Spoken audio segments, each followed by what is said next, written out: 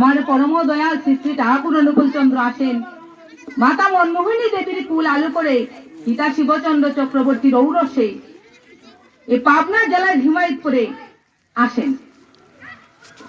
মাতা মনমোহিনী দেবীর বাবা ছিলেন পাবনা জেলার বিখ্যাত জমিদার রাজা রামেন্দ্র নারায়ণ চৌধুরী।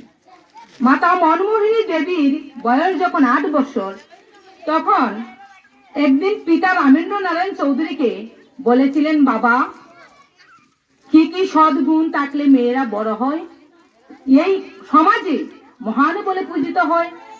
রাজা রামেন্দ্র নারায়ণ চৌধুরী তার এই 8 বছরের মেয়ের কথা শুনে খুব খুশি হয়েছিলেন। খুশি হয়ে তিনি বলেছিলেন যে যারা সদা সর্বদা সত্য কথা বলে, পরের দ্রব্যে লুপ করে না, মিথ্যা কথা বলে না, সদা সর্বদা গুরুজন দিগকে সেবা করে, মান্য করে। মাতা মনমোহিনী দেবী সেই সময় তার অন্তরে এই যে বাবার দেওয়া বীজ উৎপন্ন হয়েছিল বলে আজ তিনি বিশ্বের মধ্যে মহান এবং পূজিত মহিয়সী নারী। মহিয়সী নারী বললে ভুল হবে আমাদের। আমার মহৎ মনমোহিনী দেবী আমাদের জগৎ মাতা, মহিয়সী নারী। মাতা মনমোহিনীর বিয়ে হলো কুল আলু করে আমাদের পরম দয়াল শ্রী শ্রী ঠাকুর অনুকূল চন্দ্র এলো। 1 মাস 2 মাস পরে যখন 8ম মাসে পা দিল, তখন মাতা মনমোহিনী দেবী স্থির করলেন যে ছেলের অন্নপ্রাশন করবেন। সেই শুভ দিন এলো, শুভক্ষণ এলো। সুবর্ণ ঘটে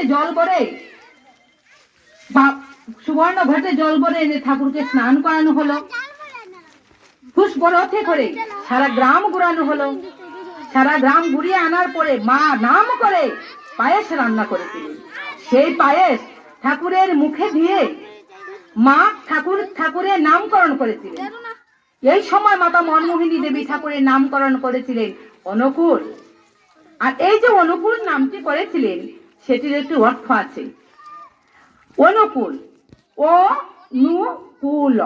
অনুকূল, অনুকূল হচ্ছে ওথে অকুলে পড়িলে দিনহীন জনে, লুথে নুয়াইয় শির কহিও কথা, কুতে কোল দিতে তারে সেদ প্রাণ ফলে, লতে লক্ষ্য করি তার নাসিও বেটা। দেখুন মা কত সুন্দর করে, অর্থাৎ অকুলে পড়িলে, আমরা যখন অকুলে না, শুধু সব সময় ঠাকুরকে কুল দিতে তারে সেদ প্রাণপণে, লক্ষ্য করি তার নাসিও বেটা। ঠাকুর 1 মাস 2 মাস পরে যখন 1 বছর 2 বছর পেরিয়ে যখন ঠিক যুবক হতে শুরু করলেন, তখন কিছু কিছু গ্রামের লোক ঠাকুরের বিরুদ্ধে যে অবুঝি ঠাকুর এই বলে ঠাকুরকে বিভ্রান্ত শুরু করতে বলেছিলেন।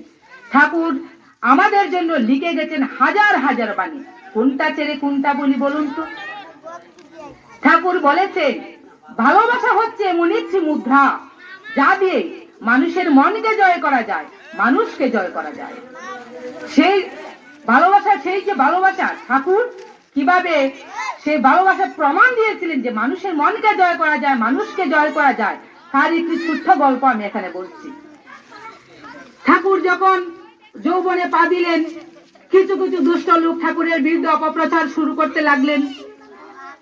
একদিন কিছু লোক, একজন দুষ্ট প্রকৃতির লোক, তার নাম ছিল ঢেগলাল।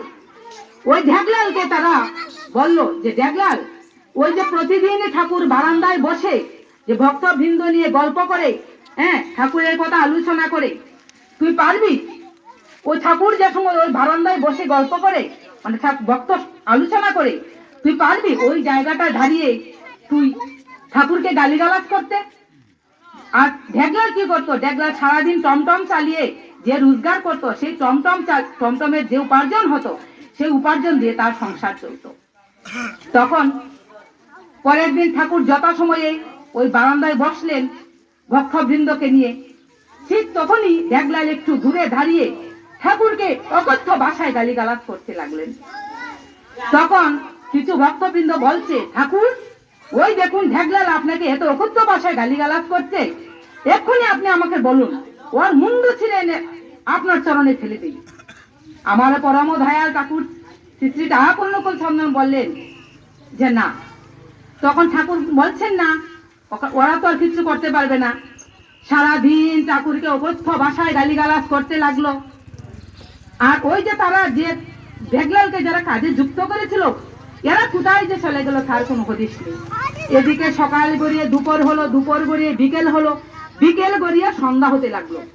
আর এদিকে ভেগলাল তার ক্লান্ত শরীরটা ওই টমটম গাড়িতে কি করে এলিয়ে দিল।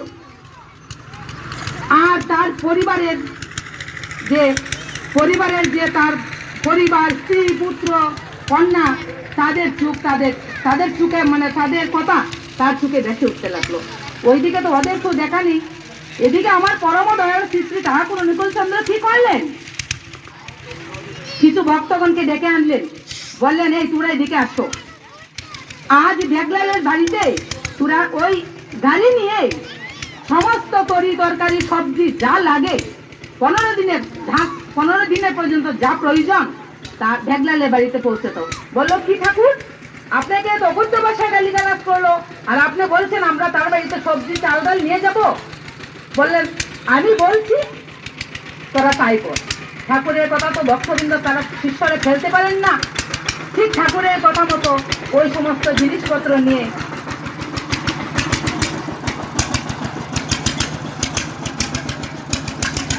ওই সমস্ত সবজি তরি তরকারি চাল ডাল সবকিছু নিয়ে ভেগলালের বাড়িতে উপস্থিত হলো।